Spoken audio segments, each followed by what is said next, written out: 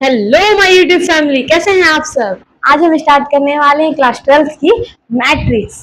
आप लोग, मैं जानती हूँ मैट्रिक्स थोड़ा ऐसा चैप्टर होता है कि वो भी हमारी न्यू न्यू ही आता है। इसके बारे में हम थोड़ा बहुत जानते पहले से कभी नहीं है, यानी 10th 11th में इसकी जानकारी नहीं दी जाती है। जब हम 12th में आते हैं तभी इसके बारे में हम जानते हैं कि मैट्रिक्स होती क्या है, कैसी होती है। तो आज हमारा जो टॉपिक है वो इंट्रोडक्शन के ऊपर ही बेस्ड है कि मैट्रिक्स होते क्या है, क्यों पढ़ रहे हैं मैट्रिक्स, इसकी जरूरत क्या है हमें कि मैट्रिक्स पढ़नी पड़ रही है। देखिए, अभी तो आप लोगों को पता होगा कि जब भी हम 10 पेन्स लेने जाते हैं या फिर 10 पेन ली हमने, वो 50 रुपीज की पड़ी, और कॉपीज ली हमने, वो 10 रुपीज की पड़ी। ऐड करते हैं हम तो हमें वैल्यू निकल के आती है। ठीक, यानी अभी तक तो हमारा नेचुरल वे चल रहा था कि हमें सिर्फ नॉर्मल एक एक चीज को जोड़ना था, तो जोड़ के हम एक नया नंबर ला देते थे। लेकिन क्या हो जब आपको 4 समय में 4 चीजों को जोड़ना हो, 4 चीजों को हैंडल करना हो, तब क्या करेंगे आप। यानी एक ऐसा टॉपिक कि एक बंदे ने अलग कुछ खरीदा, एक बंदे ने कुछ अलग खरीदा, तीसरे बंदे ने कुछ और खरीदा, चौथे बंदे ने कुछ और को ऐड करके एक साथ डाटा देना हो किसी को, तो क्या करेंगे आप। तो यही हम यूज करते हैं मैट्रिक्स का। मैट्रिक्स क्या होती है, एक रेक्टेंगुलर अरेंजमेंट होती है।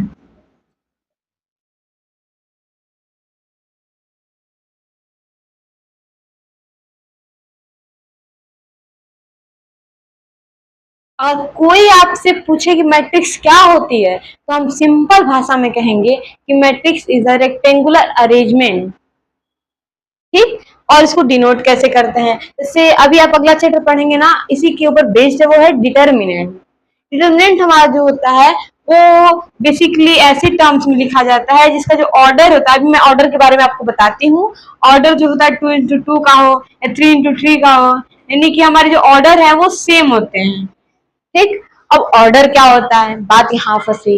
देखिए, आप उसके लिए पहले जानिए कि रो और कॉलम्स क्या होते हैं। हमारी मैट्रिक्स जब हमें दी जाती है तो उसमें रो और कॉलम रिप्रेजेंट क्या करते हैं। ठीक, देखिए, जब हमारी मैट्रिक्स को कुछ बनाया जाता है यूं, तो माना यहाँ कोई एलिमेंट है, यहाँ कोई एलिमेंट है, यहाँ कोई एलिमेंट है,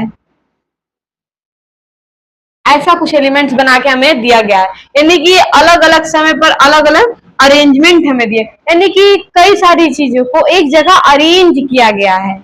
मैट्रिक्स कुछ नहीं, अरेंजमेंट है। ठीक, तो ऑर्डर क्या होगा हमारा, अब इसका ऑर्डर डिफाइन करने की जरूरत पड़ती है, क्योंकि जब हम मल्टीप्लीकेशन करते हैं या अक्सर तो जब हम ऐड करते हैं, सब्ट्रैक्ट करते हैं, तो वहां तो हम नहीं देखते हैं इतना कि ऑर्डर क्या है। लेकिन जब मल्टीप्लीकेशन करते हैं ना, तो वहां ऑर्डर बहुत इंपॉर्टेंट होता है, ऑर्डर जानना बहुत जरूरी है।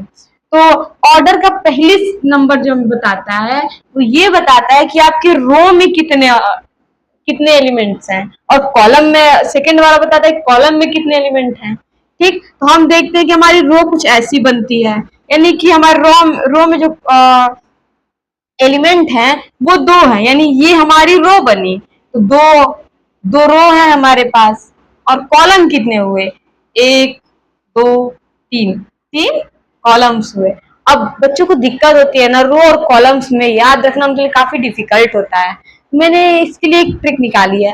देखिए, रो क्या होता है, आर को किससे, रो को आर से चालू करते हैं, और रो कुछ इस प्रकार बनता है, मानी आर को हमने कुछ बढ़ा दिया, यानी कि ऐसा एलिमेंट जो रो में उपस्थित हो, यानी कि एक लाइन में उपस्थित हो, सीधी लाइन में, तो हम उसे रो से डिफाइन करते हैं। और कॉलम क्या होता है, सी को जो हम फैला के बना देते हैं, तो कॉलम कुछ सी ऐसा बनता है, यानी कि हमारी जो सीधी लाइन में ऐसे उपस्थित होते हैं उसको हम कॉलम कहते हैं। यानी पहले हमें रो पे लिखना है, फिर कॉलम लिखते हैं हम। ऑर्डर कुछ हमारा ऐसे डिफाइन होता है। ठीक, तो अभी नोट डाउन करिए और रो और कॉलम में डिफरेंस समझिए। तब तक हम आपको अभी कुछ देर में चीजों को और डिफाइन करते हैं, पहले नोट डाउन करिए इसे। सो इंट्रोडक्शन तो आप लोगों को मिल चुका होगा। अब स्टार्ट करते हैं कि रिप्रेजेंटेशन। अब हम किसी मैट्रिक्स को जब बनाते हैं तो रिप्रेजेंटेशन क्या होती है हमारी। हमने अभी रो और कॉलम्स के बारे में पढ़ा कि रो क्या होते हैं और कॉलम्स क्या होते हैं। तो हमेशा याद रखिएगा कि रो को हमेशा आई से डिनोट करते हैं और कॉलम को हमेशा ना जे से डिनोट करते हैं। अब किसी के मन में सवाल आ रहा होगा कि आई और जे से ही क्यों रिप्रेजेंट करते हैं, तो इसके बारे में टिक बता देती हूँ कि किसको आई से रिप्रेजेंट करते हैं, किसको जे से रिप्रेजेंट करते हैं।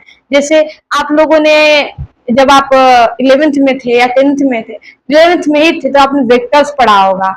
तो जब हम नंबर लाइन पे एक्स पर आने वाली संख्याओं को आई से डिनोट करते थे, आप पूरा यूनिट्स हमारी जो होती थी कि 3i 4i आई से डिनोट करते थे, और वाई में आने वाली चीजों को हमेशा जे से डिनोट किया जाता था। तो ये याद रखिएगा कि रो हमारी सीधी होती है, यानी कि एक एक्स एक्सिस की तरह होती है, इसको हम आई से डिनोट करते हैं, और कॉलम जो हमारी होती है वो वाई एक्सिस की तरह होती है, हम उसे जैसे रिप्रेजेंट करते हैं। तो यहाँ पर हम कोई एलिमेंट मानते हैं जिसे आई जे बोलते हैं, यहाँ पर भी कोई एलिमेंट मानते हैं, वो भी आई जे ही हमारा होता है। ठीक, अब यहाँ पर कुछ चीजें बदल जाती है, जैसे मान लीजिए कि यहाँ पर बी आई बोल देते हैं हम, या फिर कोई अलग एलिमेंट है ना। ठीक, अब कैसे डिनोट करना है, एक चीजों में बड़ी डिफिकल्टीज होती है। ठीक, अब देखिए सीख तो रहे हैं हम, लेकिन मैं आपको यहाँ बता दूं कि यहाँ पर आई जे से तो हम सबको डिनोट कर सकते हैं, हमें एलिमेंट्स चेंज करने पड़ेंगे। अब हम कहते हैं कि हमें ये एलिमेंट सेम ही रखना है, तो क्या करेंगे हम, यहाँ पर हम कहते हैं 1 1, यानी कि फर्स्ट रो फर्स्ट कॉलम। आई जे से तो हमने डिनोट करना सीख लिया। अब हमारा होता है ये रिप्रेजेंटेशन कि हमारा कॉलम भी फर्स्ट है और रो भी फर्स्ट है। यहाँ पर जो रिप्रेजेंटेशन होता है कि रो तो हमारी फर्स्ट है लेकिन कॉलम सेकेंड हो जा रही है, यानी कि फर्स्ट कॉलम ये सेकेंड कॉलम। अब आता है यहाँ पर हम लिखते हैं कि कॉलम हमारी फर्स्ट है लेकिन रो सेकेंड हो गई, यानी कि हमारी यूनिट मतलब ये इन्वर्स हो गया।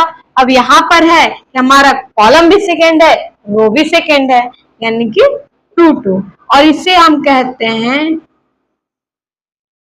को हम बोलते हैं डायगोनल। अब स्टार्ट करते हैं टाइप्स ऑफ मैट्रिक्स से। तो हमारी जो होती है रो मैट्रिक्स, रो मैट्रिक्स मतलब सिर्फ रो होनी चाहिए, उसमें कॉलम होना नहीं चाहिए, यानी कि इसको हम डिनोट करेंगे 1 1 1 2 1 3, ये हमारी हो गई रो मैट्रिक्स। अब कॉलम मैट्रिक्स, इसमें कॉलम्स हो, एक कॉलम हो फिर, ठीक, यानी कुछ ऐसा रिप्रेजेंटेशन होगा। और सबसे इंपॉर्टेंट जीरो मैट्रिक्स, कभी कभी जीरो मैट्रिक्स लिख के देता है, बच्चे समझ नहीं पाते हैं कि इसका करे तो करे क्या। जीरो मैट्रिक्स मतलब आपकी पूरी मैट्रिक्स में जो एलिमेंट्स होंगे वो सिर्फ जीरो होंगे, तो जितने भी नंबर्स के वो बनेंगे सिर्फ जीरो एलिमेंट्स होंगे, इसे हम कहते हैं जीरो मैट्रिक्स। अभी 2 3 टाइप्स और बचे हुए हैं, ठीक, उसको हम लोग कल डिस्कस करेंगे, और कुछ डायगोनल्स के बारे में भी डिस्कशन ज्यादा करना है, तो कल स्टार्ट करेंगे। तब तक के लिए आपको वीडियो कैसी लगी कमेंट में बता दीजिएगा, और थैंक्स फॉर वॉचिंग।